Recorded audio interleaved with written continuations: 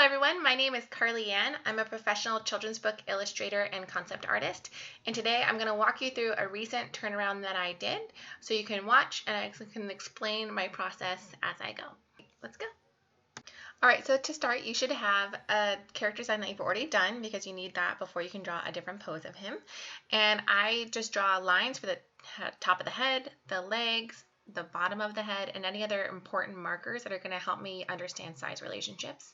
And then I copy and paste my image and lighten it, and then I'm going to trace over especially the outside areas so that I can get an idea of how wide he is, because sometimes when you do a turnaround you get the correct height but not the correct width or volume.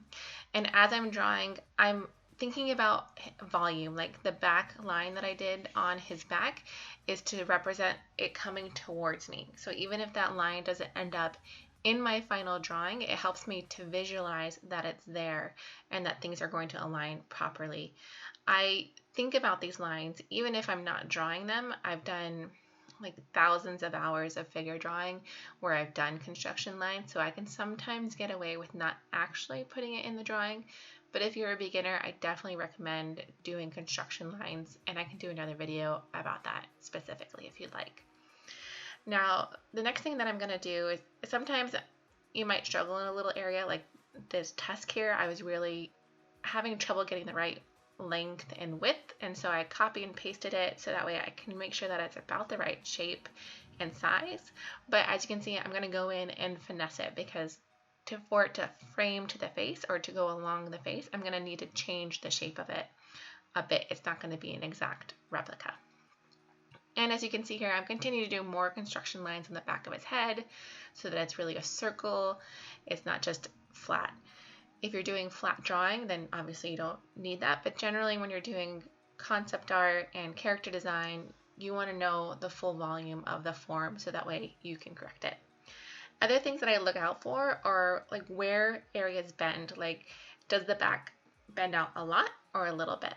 And a lot of times I will put over one image over the other and flip it as if I had a piece of paper and I could only see one at a time. And this will help me check volume. It'll help me check to make sure that when the image flips to the other one that everything lines up where I expected it to be. This is actually a method that I got from drawing traditionally from when I learned how to animate.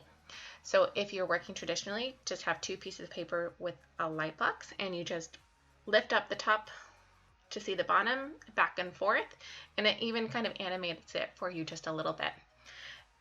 See, already this one looked better than the one that I did before.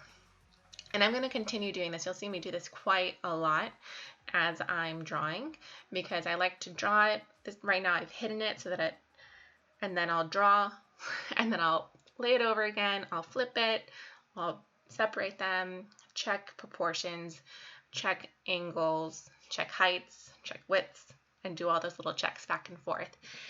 I think tracing can sometimes get a bad name, but tracing is really important to understand something. So if you're using tracing to study, it's totally okay. And if you're studying your own character, that's definitely okay.